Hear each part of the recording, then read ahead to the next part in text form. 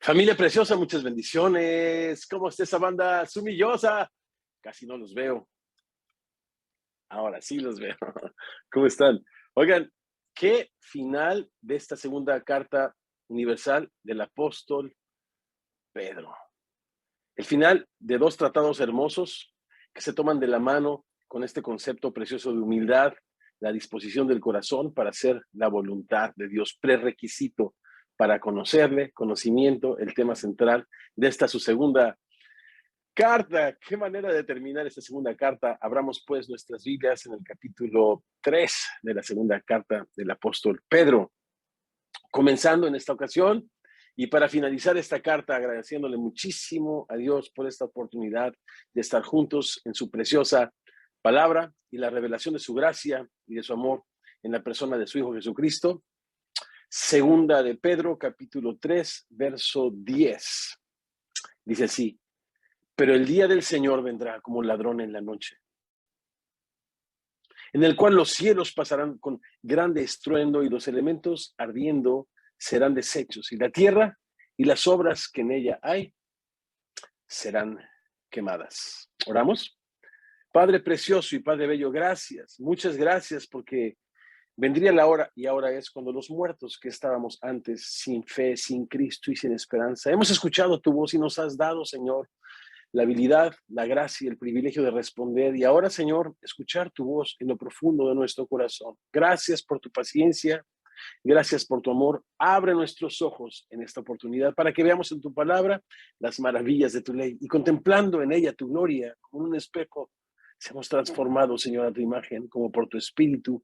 Eso es lo que oramos los semillosos, los cuales decimos: así sea, desde Alaska a la Patagonia. Muchas bendiciones, mi familia preciosa de Centro, de Sudamérica. No quiero nombrar países, ustedes conocen que les amamos muchísimo. Para mí es un gusto precioso abrir las escrituras junto con ustedes y perseverar juntos como termina esta carta en la gracia y en el conocimiento de nuestro Señor Jesucristo. Bueno, pues vamos. Tan repentino como un terremoto, tan inesperado como una llamada telefónica con noticias importantes, tan imprevisto como un ladrón en la noche que llega cuando nadie le espera. Así será el regreso de nuestro Señor Jesucristo. Vendrá, dice Jesús, el día que no lo esperas y a la hora que no sabes. Pero, ¿de qué se trata este acontecimiento tan importante con el que Pedro termina su carta de despedida? Poco antes de su partida, como lo expresa en el capítulo 1, verso 14, a la presencia misma de Dios.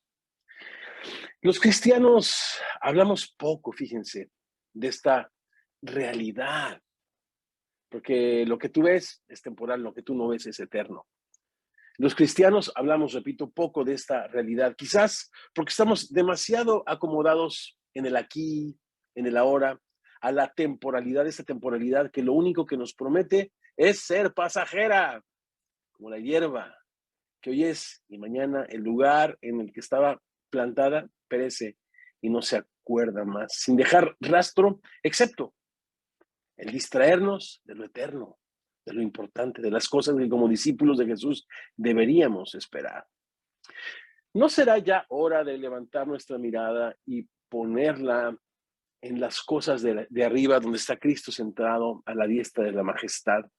¿No será hora de que pongamos, repito, nuestra mirada y nuestra atención y nuestro corazón no en lo que se ve, sino en lo que no se ve, lo cual es eterno? Conozcamos pues lo que Pedro enseña acerca del día del Señor. Chicos, este es un tema enorme. Gracias a Dios que nos viene esta carta después de que estudiamos Apocalipsis. A los que no estuvieron con nosotros en Apocalipsis, les recomiendo muchísimo que vayan a nuestro app y que vayan a la pestañita de enseñanzas. Allá hay muchísimos libros que hemos estado estudiando, reflexionando, poniendo en el corazón, capítulo por capítulo, verso por verso. Y está allí el libro de Apocalipsis, una mirada fresca, una lectura fresca a este libro lleno de esperanza. Les animo a que vayan y que poco a poco lo lean, lo estudien, lo mediten. Por cierto, les anuncio que su servidor está escribiendo de esa nuestra reflexión y de ese nuestro estudio un libro de lecciones y de discipulado que pronto estaremos poniendo a su disposición para que juntos, repito, perseveremos en la gracia y en el conocimiento del Señor Jesucristo. Oren por mí, por favor. Tenía que entregarlo antier. Y bueno, pues ahí estamos, echándole muchísimas ganas, muy contentos. El Día del Señor, 4 reflexiones. La primera es un día de purificación, versos 10 al 12. En segundo lugar, es un día de esperanza, versos 13 al 14. En tercer lugar, es un día de salvación, versos 15 al 16. Y finalmente es un día de revelación, versos 17 al 18. Es un día de purificación. El día del Señor vendrá como ladrón en la noche, en el cual los cielos pasarán con gran estruendo y los elementos ardiendo serán deshechos y la tierra y las obras que en ella hay serán quemadas. Puesto que todas estas cosas han de ser deshechas, ¿cómo no deben ustedes andar en santa y piadosa manera de vivir, esperando y apresurándose? Es interesantísimo ese concepto para la venida del Señor, para la venida del día de Dios, en el cual los cielos encendiéndose serán deshechos y los elementos siendo quemados se fundirán. El día del Señor, o como lo dice el verso 12, la venida del día de Dios, vendrá así, repentinamente. Sin duda, esta es una alusión, como ladrón en la noche, a las palabras de nuestro Señor con las que advirtió a sus discípulos acerca de su regreso y enfatizó la necesidad de vivir aguardando a que nuestro Señor regrese. ¿Cómo debemos los discípulos de Jesucristo vivir nuestra vida, nuestra cotidianidad? Bueno, en las palabras de Jesús es aguardando a que nuestro Señor regrese. Escuchen estos versos en Lucas 12 del 36 al 40. Estén ceñidos sus lomos, esto es, listos y preparados, vuestras lámparas encendidas, y ustedes sean semejantes a hombres que aguardan a que su Señor regrese de las bodas, para que cuando llegue y llame, le abran enseguida. Bienaventurados aquellos siervos a los cuales su Señor cuando venga halle velando. De cierto les digo que se ceñirá y hará que se sienten a la mesa, vendrá y les servirá. Y aunque venga a la segunda vigilia, y aunque venga a la tercera vigilia, esto es, en la madrugada, si los hallare así, bienaventurados son aquellos siervos. Pero sepan esto, que si supiese el padre de familia a qué hora el ladrón ha de venir, velaría ciertamente y no dejaría minar su casa. Ustedes, pues, también, discípulos de Jesucristo, estén preparados, porque a la hora que ustedes no piensan, el Hijo del Hombre vendrá. Repito, no solamente Pedro, sino también Pablo hace alusión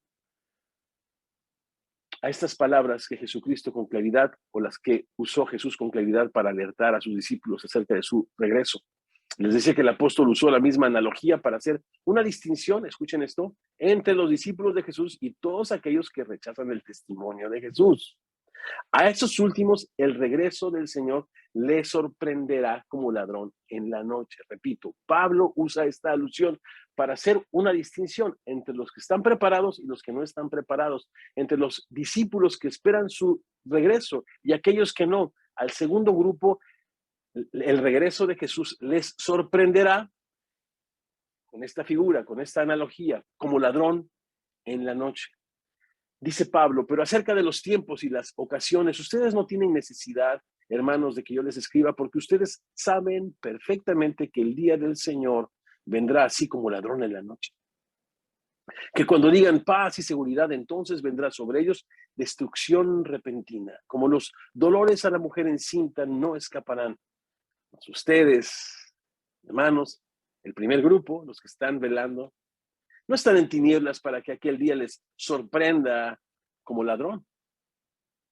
Porque todos ustedes son hijos de luz e hijos del día. No somos de la noche ni de las tinieblas. Por tanto, no durmamos como los demás, sino velemos y seamos sobrios. Oh, qué palabras. También el libro de Tesalonicenses está en nuestro app. Ustedes pueden ir, visitarlo, estudiarlo, reflexionarlo juntos, tomar notas, etcétera. Les recomendamos mucho, repito, nuestros recursos de estudio en nuestro app. Regresemos al texto, pues, en segunda de Pedro, capítulo 3. Pedro enseña que en ese día la tierra y las obras que en ella hay serán quemadas. En los versos 5 al 7, Pedro nos ha dejado claro acerca de lo que está hablando. ¿Recuerdan la semana pasada? Les refresco la memoria. Versos del 5 al 7 en este capítulo 3 dice que el diluvio, ¿recuerdan? No aniquiló la tierra, sino trajo juicio y purificación a ella. De la misma forma, el fuego del juicio de Dios purificará la tierra, trayendo, o mejor dicho, destruyendo en ella la maldad, dando paso a cielos nuevos y tierra nueva.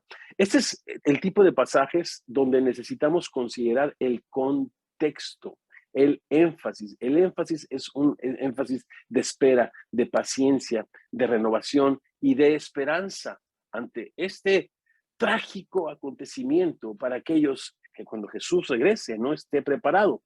Pero el contexto nos dice en el verso 5 al 7 que Jesús en el diluvio no destruyó la tierra, sino trajo juicio a la humanidad pecadora. ¿Ok? Considerando eso, les comento algo, y esto va para los estudiosos de la Biblia, aquellos entre nosotros que se están preparando en el estudio de la palabra de Dios. Dice así, existe una discrepancia entre la traducción de la palabra que nuestras Biblias traducen como quemados, y en este caso la Biblia textual. La Biblia textual traduce el verso 10 de la siguiente manera. Lo que quiero decir es que hay discrepancia en la traducción del verso 10 en las diferentes versiones, ¿no? Y esto obedece a que se han hecho uso de manuscritos diferentes para estas diferentes traducciones. Les leo el verso 10 de la Biblia textual para decirles a qué me refiero. Dice así: el día del Señor vendrá como ladrón, en el cual los cielos desaparecerán con grande estruendo y los elementos se disolverán con el intenso fuego, y la tierra y las obras que en ella hay serán, dice acá, descubiertas. Es interesantísimo. Así es de que les dejo esta nota adicional a los estudiantes de la Biblia. La Biblia textual usa para su traducción algunos de los manuscritos más antiguos, que según la opinión de muchos eruditos son los más confiables y más seguros a la hora de traducir. Entonces, muchas Biblias traducen como que la tierra y sus obras serán quemadas, consistente con lo que leímos en 1 Corintios 3. Pero otros manuscritos que usan, otras traducciones que usan manuscritos más antiguos, que para muchos son más confiables, usan la palabra descubiertas o reveladas. Bien. La tierra y sus obras quedarán al descubierto. Serán halladas, dicen otras versiones. Pedro nos está enseñando que el mundo entero, Pedro no nos está enseñando que el mundo entero, el espacio, tiempo y materia serán destruidos. Este es más bien el punto de vista de algunas filosofías como el estoicismo, que miran el futuro con absoluto pesimismo, pero no es el pensamiento de la Biblia. El pensamiento de la Biblia es optimista, donde Jesucristo, como dice el texto, traerá cielos nuevos y tierra nueva. Lo que enseña, o lo mejor dicho, lo que ha sido enseñado por muchos maestros cristianos desde los primeros siglos, es que el fuego vendrá a la tierra no para destruirla, sino para probarlo todo, para revelarlo todo, como, repito, leímos en el capítulo 3 de 1 Corintios, para purificarlo todo y para quemar aquello que no pase la prueba de la santidad y la justicia de Dios. Quisiera en ese sentido leer unos párrafos que escribí cuando juntos estudiamos el libro de Apocalipsis, si me lo permiten. A través del Antiguo Testamento, la santidad de Dios es presentada como un fuego que consume todo lo que es impuro. Cuando los hijos del sacerdote Aarón ofrecieron fuego extraño en el altar, la santidad de Dios en forma de fuego, ¿recuerdan? Los consumió. Levítico 10, versos 1 y 2. Isaías se refiere al Señor como la luz de Israel, que se convierte literalmente en fuego que abraza y consume toda la impureza. Escuchemos a Isaías, capítulo 10, verso 17. La luz de Israel será por fuego y su santo por llama, que abrace y consuma en un día sus cardos y sus espinos. Por tal razón, el mismo Isaías describe en el capítulo 33, versos 14 y 15, el fuego de la siguiente manera. Los pecadores se asombraron en Sión, espanto sobrecogió a los hipócritas. ¿Quién de nosotros morará con el fuego consumidor? ¿Quién de nosotros habitará con las llamas eternas? Hablando, repito, de la santidad de Dios, que probará y descubrirá cuando Jesucristo regrese toda impureza y quemará, repito, todo aquello que no pase la medida de santidad y de pureza de nuestro Dios. Qué importante es que cuando Jesús regrese, seamos hallados en Cristo. Qué importante. ¿Quién de nosotros habitará en las llamas eternas? El que camina en justicia y habla lo recto, el que aborrece la ganancia de violencias, el que sacude sus manos para no recibir cohecho, el que tapa sus oídos para no oír propuesta sanguinaria, el que cierra sus ojos para no ver cosa mala.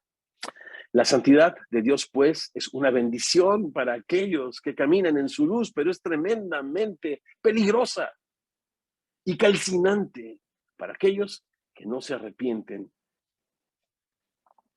Y eso fue lo que meditábamos y leíamos en estas imágenes apocalípticas que no hablan del fin del mundo, sino del fin de la maldad y el principio de la nueva creación.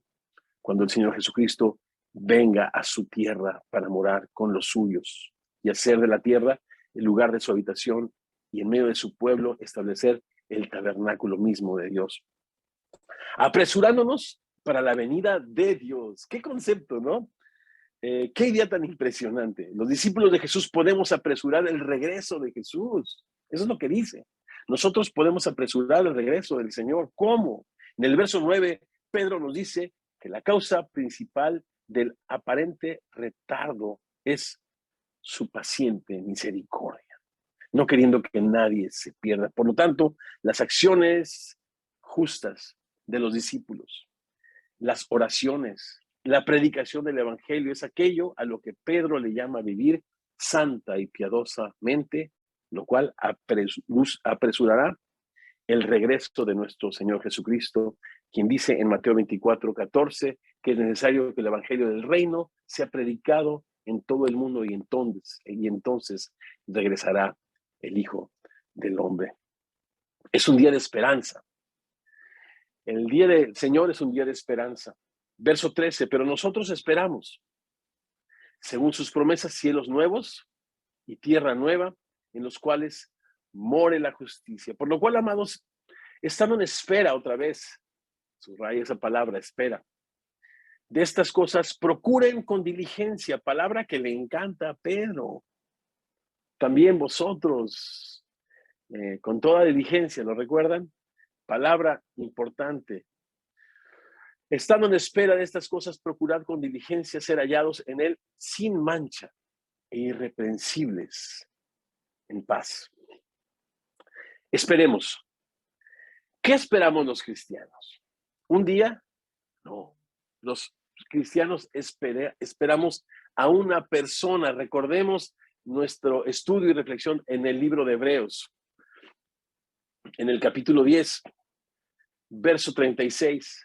Porque les es necesaria la paciencia para que, habiendo hecho la voluntad de Dios, obtengan la promesa. Porque, ¿cuál es la promesa? Un poquito. Y el que ha de venir vendrá y no tardará. Y después, 2 versos adelante, dice, es pues la fe, la certeza. Y nosotros los semillosos decimos, de aquel que esperamos, la convicción de aquel que no vemos.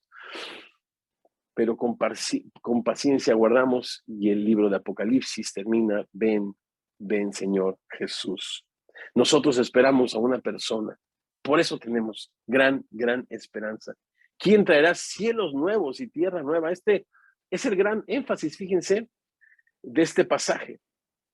Y no solamente de este pasaje, es el gran énfasis de la Biblia. ¿Y por qué digo que es el gran énfasis de la Biblia? Porque la narrativa bíblica comienza justo allí, Dios y el hombre compartiendo el mismo espacio. Espacio que fue corrompido por la rebeldía, por el pecado y la muerte que atrajo sobre sí el hombre cuando le dio la espalda a Dios. Y esta muerte vino no solo al hombre, sino a toda la creación, a todo el universo, corrompiéndolo absolutamente todo. La historia de la Biblia termina justo allí donde comenzó, cielos nuevos y tierra nueva, nuevamente la habitación de Dios con los hombres. El libro de Romanos, en su gran clímax, en el capítulo 8, habla de esta realidad y lo pone de la siguiente manera, porque en el anhelo ardiente de la creación, quien fue corrompida por el pecado del hombre, el anhelo ardiente de la creación es aguardar la manifestación de los hijos de Dios, no solamente cuando Jesucristo venga, sino ahora que nosotros hagamos visible a Jesucristo y llenemos de esperanza este mundo que el pecado y la muerte ha llenado de miseria y de dolor. La creación misma está esperando, está aguardando la manifestación de los cristianos, que salgamos de las cuatro paredes. Esta semana recibía un texto de uno de los discípulos en Tijuana que decía: Pastor, gracias por enviarnos fuera de las cuatro paredes a predicar a Cristo. Tenía su célula, no sé, en un lugar cerca de la playa, perseverando juntos en la palabra de Dios. El anhelo ardiente de la creación es esto, aguardar la manifestación de los discípulos. Porque la creación fue sujetada a vanidad, no por su propia voluntad, sino por causa del que la sujetó en esperanza. Porque también la creación misma será consumida, deshecha, no, libertada de la esclavitud de corrupción a la libertad gloriosa de los hijos de Dios. Romanos 8, versos del 19 al 21. Procuren pues con diligencia ser hallados por él sin mancha y en paz. Sin mancha. Se me hace interesantísimo. Este lenguaje es el que se usa para describir al Cordero Pascual, sin defecto y sin mancha, aquel que era ofrecido una vez al año para cubrir los pecados de Israel. El Hijo del Hombre apareció no para cubrir, sino para quitar el pecado del mundo, el Cordero de Dios. Y ahora nosotros, su iglesia, su pueblo, su esposa, este reino de sacerdotes que representamos sus intereses en su tierra antes de su glorioso regreso, somos llamados a andar como ese Cordero Pascual, en santidad, en comunión con Dios y en servicio para Dios. Los discípulos somos llamados a vivir de manera que hagamos visible a Cristo, llenando de luz y de esperanza el mundo con el Evangelio mientras oramos: Señor, que venga tu reino, que venga tu reino. Hágase tu voluntad como en el cielo, Señor, aquí en la tierra. El día del Señor, en tercer lugar, no solo es un día de esperanza, sino es también un día de salvación. Es un día de salvación. Versos 15 al 16. Y tengan entendido que la paciencia de nuestro Dios es, subrayele ahí, para salvación. El gran énfasis. Yo sé que son pasajes fuertes, difíciles de entender, pero lo más difícil de entender en la Biblia es la gracia de Dios, no su justicia, porque toda injusticia demanda la manifestación y la ejecución de la justicia. Pero la misericordia y la gracia de Dios, a quien no la merece, esas son cosas que mi mente no alcanza a comprender. Y ese es el énfasis de este pasaje y de toda la Biblia. Tengan por entendido que la paciencia de nuestro Señor es para salvación. Como también nuestro amado hermano Pablo, de repente sale en la fotografía y se coló. Bueno, pues ahí se coló el apóstol Pablo. Según la sabiduría que le ha sido dada, les ha escrito casi en todas sus cartas. Esta parte me encanta. Hablando en ellas de estas cosas. ¿De qué cosas? De que la paciencia de nuestro Dios es para salvación, no de las catástrofes. Por supuesto que él habla de la justicia de Dios, pero todas sus cartas nos habla: por gracia son salvos, por medio de la fe. Esto no es de ustedes, es un regalo de Dios, para que nadie se gloríe, en Efesios o en en Titos, que somos salvos por su misericordia, por su gracia, no por obras, sino en este acto del lavamiento de la regeneración y la renovación en el espíritu. Bueno, tantos pasajes. Romanos 5:8, Dios muestra su amor para con nosotros en que siendo aún pecadores, Cristo murió por nosotros. La paciencia de Dios es pues para salvación. ¿Y qué me dicen de este verso donde Pablo enfáticamente habla de esto? O menosprecian las riquezas de su benignidad, paciencia y longanimidad, ignorando que su benignidad nos guía al arrepentimiento. Qué interesante. Pablo dice que es la benignidad de Dios la que guía al ser humano al arrepentimiento. Los religiosos pensamos que es asustando a las personas acerca del juicio de Dios, que eso va a mover a las personas a arrepentirse, pero lo que mueve el corazón de las personas es ver a Jesucristo clavado, enmudeciendo su boca, esa boca que podía habernos acusado y juzgado y condenado, ¿no? Se cierra y como un cordero delante de sus trasquiladores enmudece y es cargado en él el pecado de todos nosotros. Es su paciencia, su longanimidad, su misericordia, su gracia la que nos guía al arrepentimiento. Y dice acá que los inconstantes e indoctos tuercen. Me hace recordar una ilustración que escuché alguna vez acerca de este hombre que tenía su oficina también en su casa. Y cuando llega, y en esa oficina en su casa tenía un cuadro de esta famosa torre de Pisa. ¿Lo recuerdan? Esta torre que está en Italia, que desde su construcción se empezó a ladear y a ladear, y es una torre preciosa de 8 pisos, pero que está así ladeada y bueno, pues ahora es un monumento precioso. Y la tenía así al frente de su oficina y cada que llegaba a su casa, y entraba a su oficina, encontraba el cuadro ladeado y lo acomodaba. Y llegaba una y otra vez y lo mismo sucedía y le dijo a su esposita, amor, ¿no sabes qué está pasando? Cada vez que entro a mi oficina encuentro mi cuadro movido.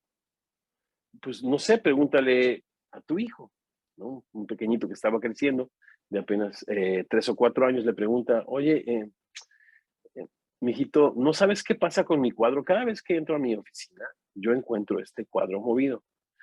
Sí fui yo, papá, es que está chueco. No, no está chueco, papá. Lo que pasa es que la torre está chueca, pero el cuadro está derecho. Entonces, por favor, no toques el cuadro. Eso es lo que sucede con los ignorantes e indoctos. Cuando no entienden la gracia y la misericordia de Dios, acomodan el mensaje de la Biblia a su propia oscuridad, a su propio entendimiento. En lugar de dejarse juzgar por la palabra de Dios, juzgan la palabra de Dios. En lugar de dejar que la Biblia les examine, les enderece, ellos tratan de torcer aquellas cosas que no entienden. Qué importante, mis hermanos preciosos, es perseverar en la preciosa palabra de Dios y dejarnos que nos quebrante, que nos restaure, que nos instruya, que nos corrija, que nos enderece para que nos convirtamos en hombres y mujeres, que estemos preparados para el glorioso regreso de nuestro Señor Jesucristo. En último lugar, el regreso o el día del Señor es un día de revelación, versos 17 y 18. Así que ustedes, oh amados, sabiendo de antemano, guárdense, cuídense. No sea que, arrastrados por el error de los inicuos, caigan de vuestra firmeza. Antes bien, escuchen la advertencia que Pedro nos deja como último versículo, como verso de despedida a los discípulos de Jesucristo. Es una advertencia no para los falsos maestros, no para aquellos que no esperan el regreso del Señor, para ti y para mí, para aquellos discípulos que queremos vivir nuestras vidas para gloria y honra y alabanza de nuestro Dios, nos dice así el último verso de esta preciosa carta. Antes bien, crezcan en la gracia y en el conocimiento de nuestro Señor y Salvador Jesucristo. A Él sea gloria ahora y hasta el día de la eternidad. No solo en la eternidad, sino ahora también. Importante vivir hoy nuestras vidas, cada día, para la gloria y honra y alabanza de nuestro Dios. Esta exhortación, repito, esta exhortación no es para los falsos maestros, es para nosotros. Guárdense, vigilen, tengan cuidado. ¿De qué manera? Esta amonestación para los discípulos de Jesús la ha venido desarrollando ya Pedro durante toda su carta, y es hora de recordar y no olvidar estos versículos. Ustedes también poniendo toda diligencia por esto mismo, añadida a vuestra fe, virtud, a la virtud, conocimiento, al conocimiento, dominio propio, al dominio propio, paciencia, a la paciencia, piedad, a la piedad, afecto fraternal y al afecto fraternal, exacto, amor, porque si estas cosas están en ustedes y abundan, no les dejarán estar ociosos ni sin fruto en cuanto al conocimiento de nuestro Señor y Salvador Jesucristo. Necesitamos abundar más en ello. Familia preciosa, crecer en la gracia y en el conocimiento de nuestro Dios. Estas dos palabras importantísimas en toda la Biblia, pero que aisladas su significado de repente pudiera ser poco práctico, o si ustedes quieren, subjetivo. Gracia, favor inmerecido, conocimiento, ciencia o entendimiento. Pero juntas son dinamita. Juntas son dinamita porque necesitamos la gracia de Dios para conocerle. A Dios nadie le vio jamás, el unigénito Hijo que estaba en el seno del Padre, lleno de gracia y de verdad. Él nos lo ha dado a conocer. Necesitamos la gracia para conocerle, pero necesitamos conocerle para experimentar su gracia, su misericordia y su amor. Y no solamente eso, porque recuerden, lo más importante en el tema de la gracia no es recibirla, es transmitirla, ya que la gracia te hace no una terminal del amor de Dios, sino un puente del amor de Dios para todos aquellos que están lejos.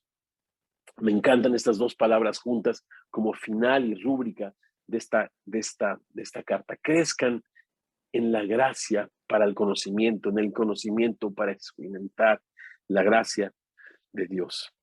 Siempre la vida se ha tratado de que mi familia preciosa, para terminar, pues de la gloria de Dios. Los cielos cuentan la gloria de Dios y el firmamento anuncia la obra de sus manos. Jesús en su entrada triunfal a Jerusalén decía que si ellos no alabaran a Dios, las piedras mismas lo harían, porque toda su creación, porque todo lo que respira, alaba, glorifica, expresa la magnificencia y el poder de nuestro único y sabio Dios. Por supuesto, toda la tierra está llena, dice Isaías 6:3, del conocimiento de Dios, como las aguas cubren el mar.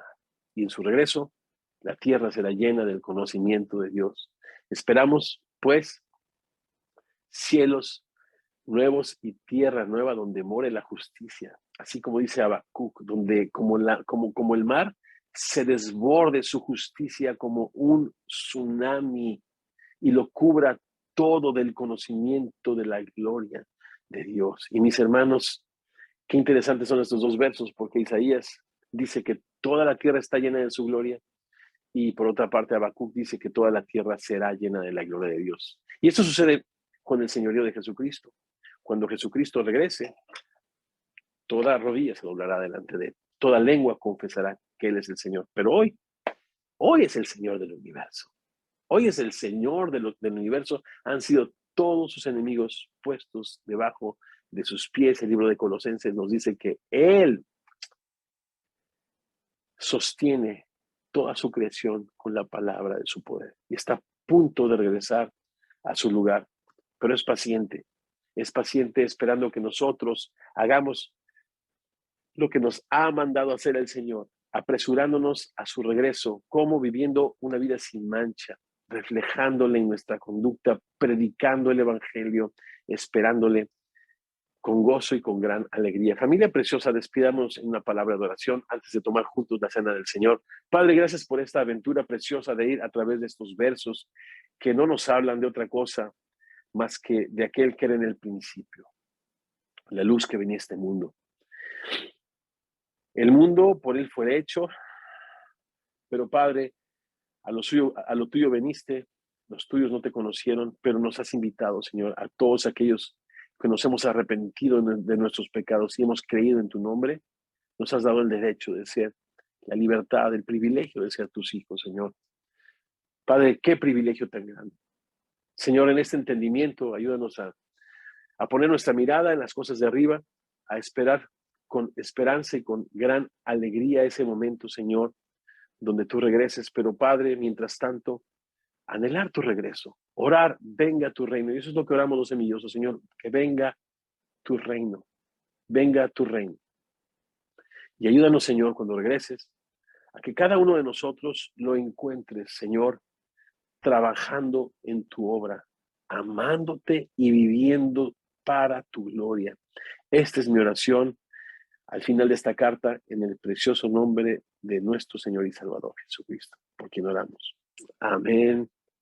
Así sea. Ahora veamos estos versos que están en pantalla para prepararnos para tomar juntos la cena del Señor.